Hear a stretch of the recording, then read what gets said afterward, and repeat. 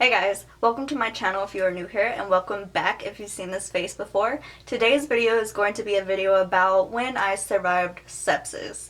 And today's video is going to be a different tone to it because a lot of my videos I like to be like really chill and like, I don't know, relaxed and funny, but today is about a health condition that I went through and survived, and so this isn't going to be a funny video or a funny story time.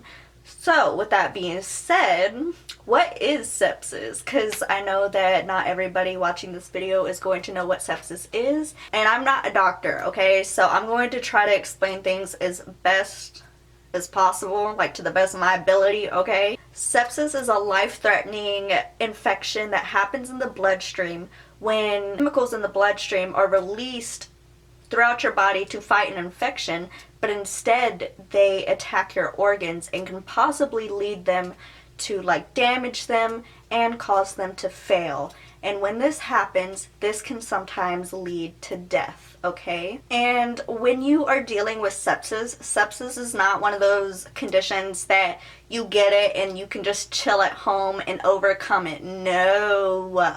Child, no. Once you have sepsis, you need to go get emergency care right away.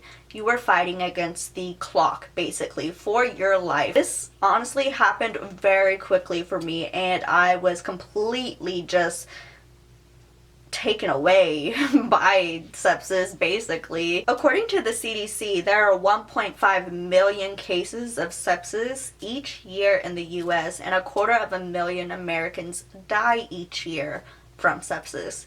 So yeah, you could say that this is pretty serious. So there are 3 stages to sepsis. There's sepsis, severe sepsis, and sepsis shock. And I have my little notes here because I actually went out of my way to write down the symptoms of each stage of sepsis just for informational purposes. So yeah. Stage 1 sepsis symptoms are symptoms like you have a fever over 101 or a temperature under 100 and what is it? 106.8. You have rapid breathing, you have a rapid heart rate, and you have a confirmed infection. So that is sepsis. That is stage 1. Stage 2 is severe sepsis. Severe sepsis occurs when organ failure starts to occur. You have decreased urination, changes in mental status, patches of discolored skin, breathing problems, irregular heartbeat or abnormal heartbeat, extreme weakness, chills, and unconsciousness. Stage 3 is septic shock, okay?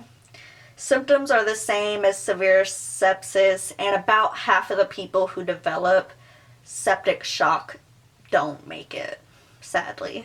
So now that I have you kind of filled in on like what sepsis is and what the symptoms are, now let me get you in my story. Let me tell you what it was like for me and what happened. At this time, I was 19 and I was living with my ex-boyfriend. I was fine, and all of a sudden one day I just kind of woke up and I wasn't fine. Like, I don't know how to explain it. I just woke up and I didn't feel completely like myself. I was a little achy, a little like nauseous, a little weak, but you know, I kind of just kept going with the day. The pain did keep progressing, but I am not the type to cry hospital unless the pain is very intense, because I go to the hospital so much that like, Jesus, do not take me there unless I have to. You know, I'm so sick of that place. So, I'm like very anti-hospital unless I have to. So, I'm sitting there in pain and I'm very uncomfortable and I'm not hungry. And I remember, I think it was like halfway through the day, I had texted my mom and I had let her know like, hey, I don't really feel too good. And she decided to come over to my ex-boyfriend's house to come check on me later that evening / afternoon. So I knew that she was coming, so that made me feel a little bit better. By the time she got there, I was in so much pain that I was literally folded in a position that I can't even explain to you guys. Like, you would have to see it. I was just kind of like folded backwards with my arms like crossed, but I was folded like this. It was weird, and it was a position I have never been in a day in my life, and it's a position that's not a comfortable position at all. Like, no human should be in this weird ass pretzel position. I don't know why my ex-boyfriend saw that and just kept going with this day like that was perfectly normal. But as soon as my mom saw that, she knew that something was extremely wrong. By this time, I had a headache, my whole body hurt, and my chest was really starting to hurt. Like, it was hard for me to like catch my breath. So we decided to go to Vanderbilt Hospital, and we got there and they took my temperature, and I had a fever. My blood pressure was a little bit low. But my chest, y'all, my chest was freaking hurting. Like, it felt like a million people were just stomping on my chest. And so I just was having a panic attack because of how bad it hurt. And Vanderbilt is a hospital. If you live in Nashville, you know that Vanderbilt takes forever to take anybody into their emergency room unless it's a very serious issue, and apparently they didn't see my issue right then and there. So because of my excessive just crying because of how bad it was, and like nobody was helping, we sat there for about like 30 minutes, maybe a little bit longer, and my mom decided to take me to Skyline, which is a different hospital. By this time, it was definitely nighttime, and I'm getting foggy in my head at this point. I remember feeling like really weak, and everything on my body was just heavy. Like, even to lift my arm or to walk or to do anything, my body was just so heavy and so achy that like I couldn't do it. I was struggling to answer their questions because even like talking was taking so much energy. And I was also getting frustrated that they were like making me talk to them at the same time. Cause I was like, in my head, I was like, can't you see that like I'm literally struggling for my life here? Why are you making me talk to you? Just fix me. Like, that's what I was thinking. I definitely had a fever over 101, and I was shivering, and once again, I definitely did feel like I was dying. Like, I just felt like I was dying, point blank, period. And by this point, I don't even know when the last time I peed was, like maybe earlier that day. Because I know for sure I wasn't drinking any fluid that day, honestly, just because I felt like shit. Like, I was nauseous earlier throughout the day. I think I forgot to mention that, so I wasn't drinking much either. So I didn't have much of a pee outtake. My first night in the ER, nothing really pops out in my mind other than in the middle of the night, I just remember waking up being really disoriented and looking around for like 2 seconds, projectile vomiting over the bed, looking on the other side of the bed, seeing that like my ex-boyfriend was on the floor asleep, and like the projectile vomiting did not wake him up. And I just went back to sleep. Like, I passed out. Like, I passed out. I'm not gonna say I went back to sleep because I just like fell backwards, you know.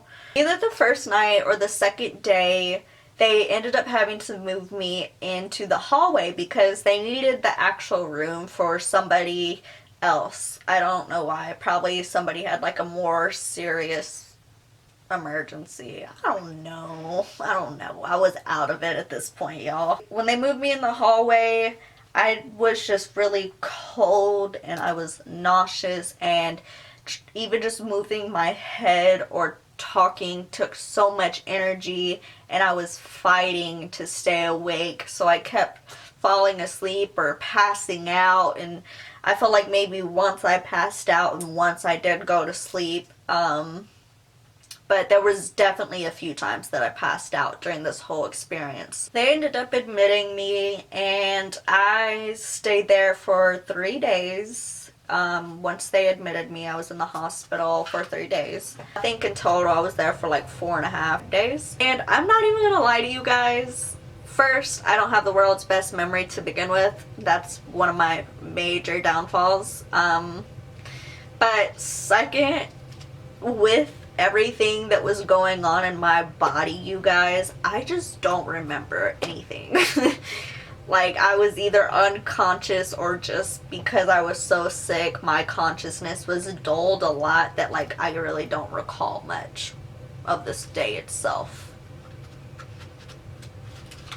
They treated sepsis intravenously with fluids and antibiotics, and when you are confirmed to have sepsis, they don't give you just one antibiotic like intravenously. No, they give you like a huge cocktail with all the antibiotics. They're like, all right, whatever infection, we're gonna get that. So they pumped me with antibiotics. Then once they discharged me, I had to take more antibiotics for 10 more days after that as well. I never recall anybody ever telling me I had sepsis like when I was actually in the hospital.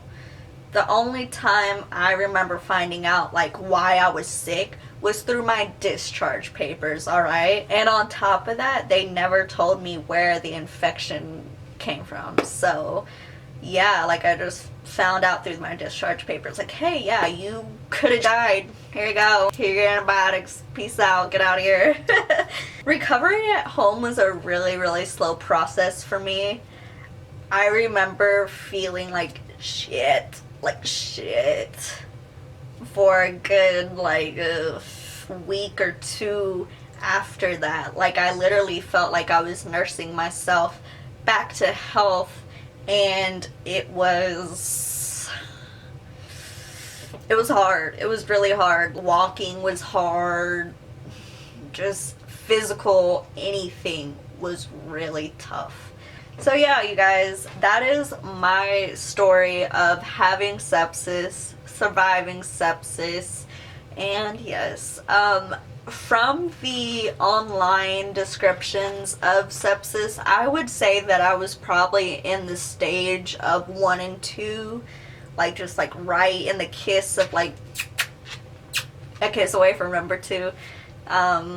So I'm really glad that we got myself into the hospital and got myself treatment when we did, because yikes. Also, like I said, when it comes to sepsis, this shit is time sensitive, you guys. Very time sensitive. So, yeah, I'm gonna pop up something on the screen if I'm able to.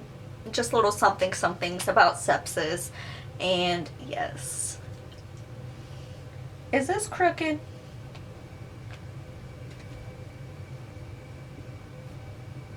I think that was crooked, huh?